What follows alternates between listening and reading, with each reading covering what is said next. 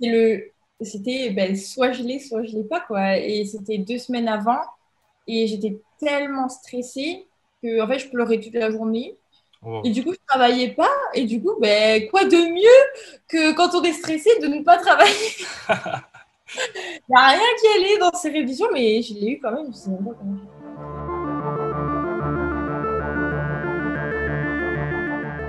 Aujourd'hui, j'ai le plaisir de recevoir Pauline, du coup de la chaîne YouTube bien connue Polti, qui passe maintenant en 6e année de médecine à Bordeaux. Salut Pauline.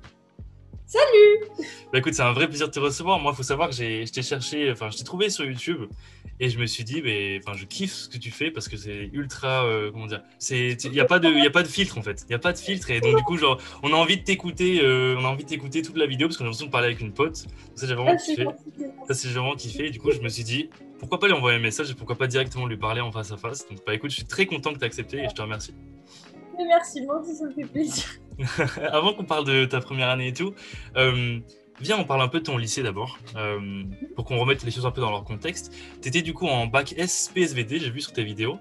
Et Oui, du c'est coup, ça. je voulais te demander pourquoi tu as choisi PSVT en fait. Alors, honnêtement, maths, pour moi, c'était trop dur. Ok. Donc, alors que j'adore les maths, hein, mais pour moi, maths, c'était trop dur. Je sais pas, spé maths, j'avais des mauvais avis, enfin, trop Ouais. compliqué.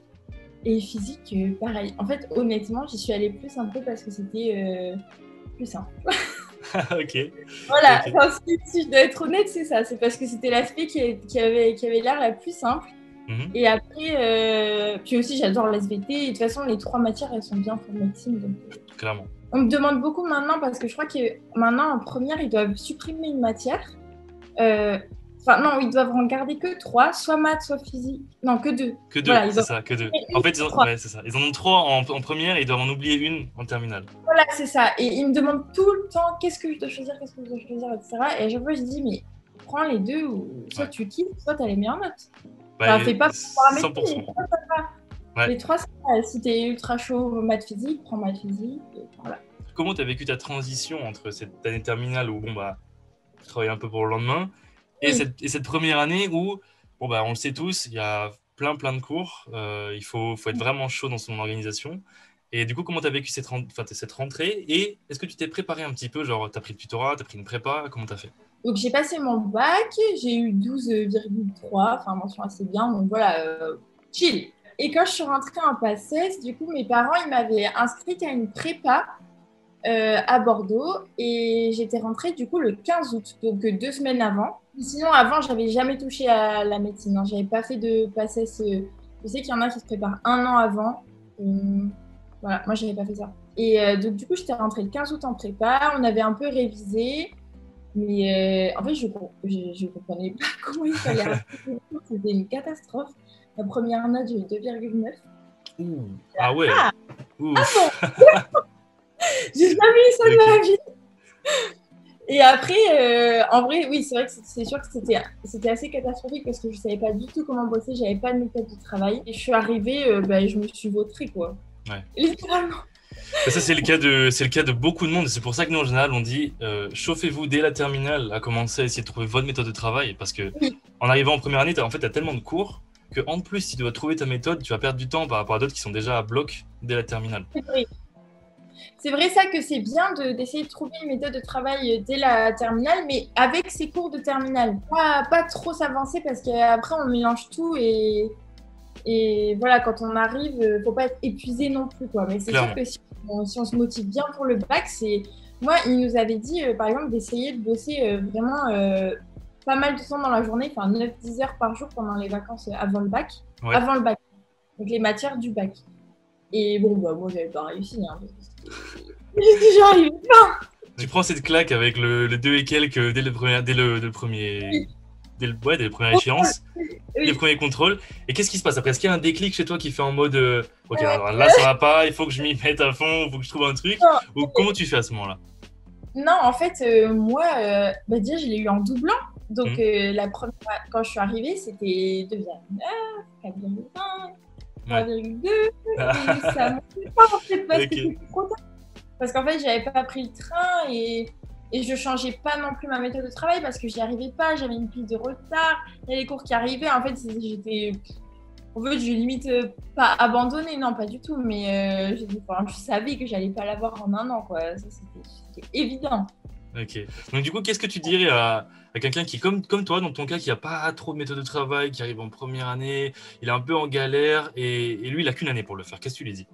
Ben, moi, donc déjà, c'est vraiment de s'y prendre les 15 jours avant l'été, là, c'est hyper important, qu'ils comprennent un peu ce que c'est un cours, combien de pages, les livres, combien ils font de pages, combien il faut travailler par jour.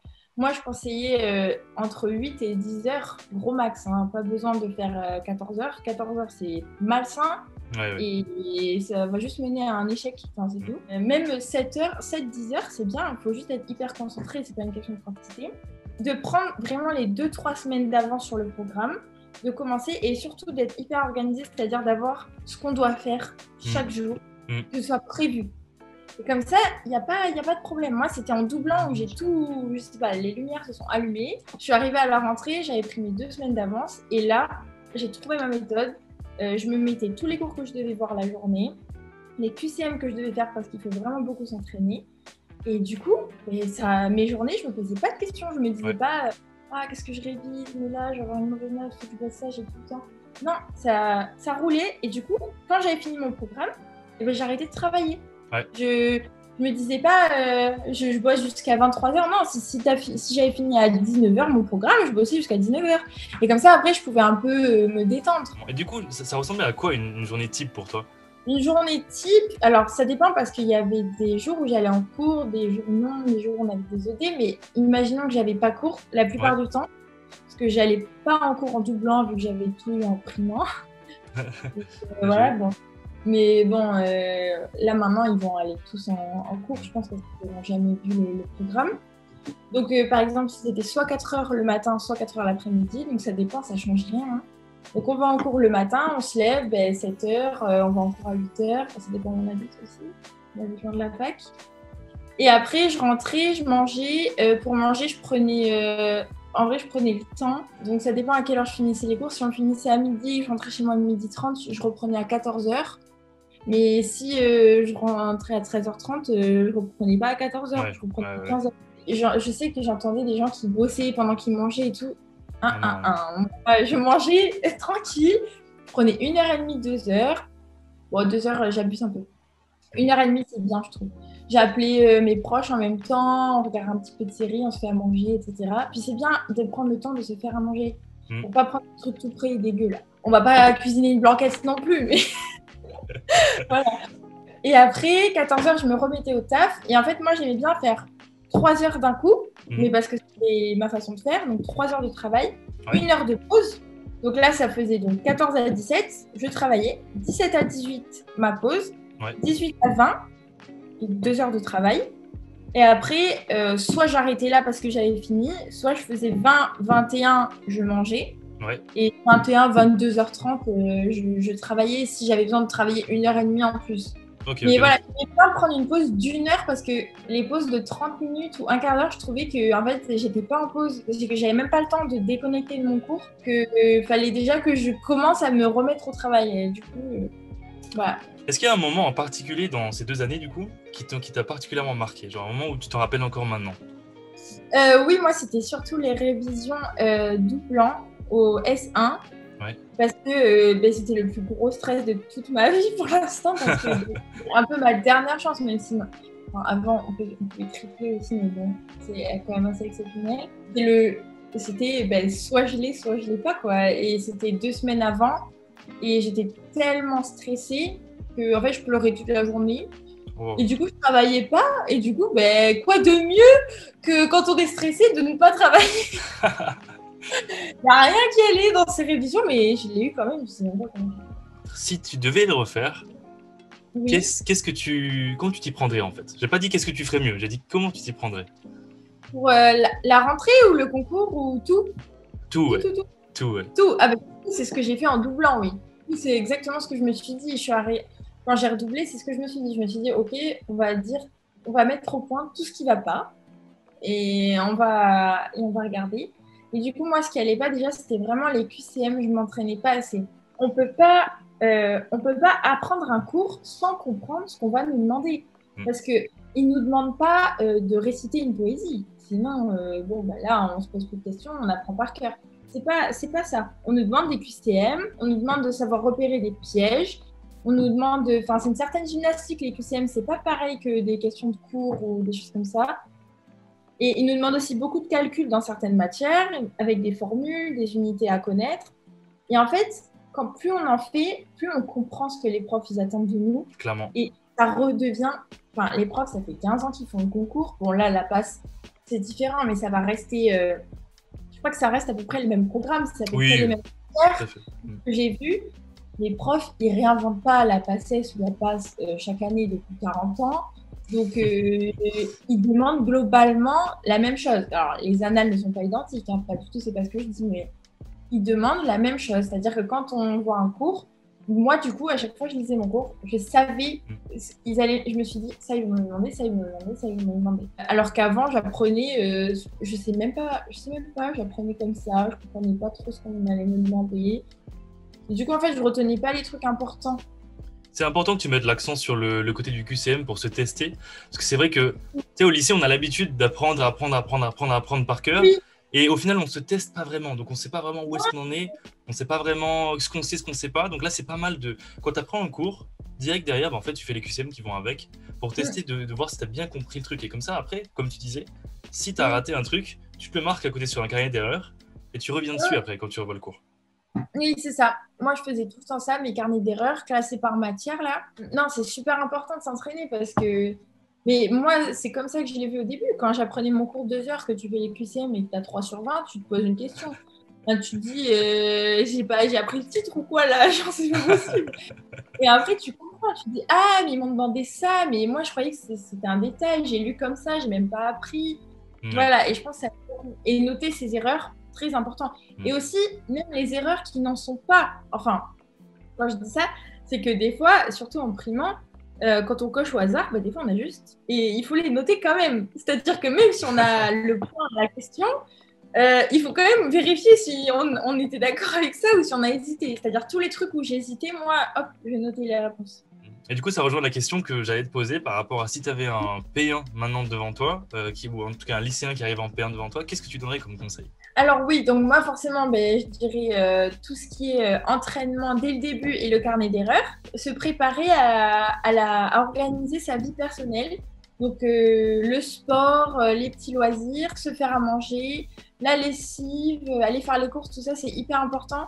Parce qu'il y en a qui sont chez leurs parents et du coup, ils n'ont rien à faire. Donc ça, c'est trop bien. Et ils ne se posent pas de questions. C'est maman qui fait à manger ou papa qui fait les courses, etc. Ou le ménage aussi, parce qu'il faut faire le ménage en passant quand même. Et du coup, quand on arrive et qu'on a un nouvel appartement à 17 ans et qu'on ne sait rien faire, c'est important aussi de prendre ses marques au début. Donc pour que ce ne soit pas un problème en fait. Déjà que ça, ce ne soit pas du tout un problème. Qui est pas oh mais j'ai pas fait les courses mais j'ai pas le temps et non, il faut que tout soit organisé dans la semaine et surtout organiser ses pauses et ses heures fixes de sommeil parce que comme je dis souvent minuit 9h de sommeil c'est pas pareil que 22h 7h. Ah, c'est vrai. On a une horloge biologique et en fait 7 heures de sommeil ça dépend comment elles sont. En fonction de comment elles sont mises dans la journée, ça va pas du tout faire le même effet sur le cerveau. Et du coup, c'est hyper important de dormir à heure fixe. Par exemple, si on se dit je veux dormir 8 heures par jour, ou si on est un gros dormeur et qu'on a envie de dormir 9h30 par jour ou moins et qu'on a envie de dormir 6 heures, et ben juste on se cale à heure fixe. Et comme ça, on va bien mémoriser, bien retenir. Bah, du coup, entre prépa et tutorat, est-ce que tu as une préférence? J'imagine que maintenant, oui, du coup. J'ai une préférence pour le tutorat. Bon, déjà, parce qu'en plus, après, je suis devenue tutrice. Ah bah voilà, représente. Voilà. Non, j'avais une préférence pour le tutorat. Alors attention, moi je parle de Bordeaux parce que c'est hyper différent entre chaque ville, je trouve. Ouais. Je peux pas juger des tutorats et des prépas de Nice ou Nantes ou quoi parce que ça peut être totalement l'inverse. Mais en tout cas, moi, le tutorat était super bien fait. Les tuteurs, ils étaient vachement derrière nous et on avait plus de QCM avec la correction sur papier. Et du coup, si on n'est pas autonome, c'est vrai que nous donner des exercices avec la correction, si on n'est pas capable de les faire chez nous tout seul et de se corriger, de se compter ses points, noter ses erreurs, c'est vrai que ça ne va pas forcément nous correspondre. En prépa, on devait venir, il y avait une fiche d'absence. Et on faisait les QCM avec un prof et il corrigeait à l'oral. Donc voilà, ça déjà, à voir si on est plutôt autonome ou plutôt qu'on a encore besoin d'un soutien. Et aussi, du coup, le tutorat, ça, il le donnait en main propre. Et l'ED par semaine, c'était réservé pour expliquer les cours. Ok. Donc voilà, reprenez les cours compliqués. Et ils expliquaient tout. Ils disaient, ah, ça tombe tout le temps, ça, c'est tombé 3 fois. Ça, essayez de le retenir, petit moyen mémotechnique. Alors qu'en prépa, c'était QCM, corriger QCM, QCM, corriger QCM. Il n'y avait pas ce... Donc, vu que moi, j'étais autonome, qu'on me corrige des QCM, je n'avais pas besoin qu'on me le fasse en vrai. Je le faisais chez moi toute seule, j'étais très bien. Et du coup, m'expliquer les cours, c'était un plus. Mais pareil, ça dépend vraiment des villes et des tutorats et des prépas. Hein, je suis d'accord avec toi. C'est vrai que j'ai eu des invités au podcast qui me disaient que leur tutorat, il était tellement bien qu'il n'y avait même pas besoin de faire des prépas, en fait. C'était complètement anecdotique. C'est vrai qu'à Bordeaux, en tout cas à Bordeaux, le tutorat il est génial. Là, du coup, je crois que oui, ça continue pour les autres. Ça continue, pour les passes, etc. Ils vont continuer, je crois.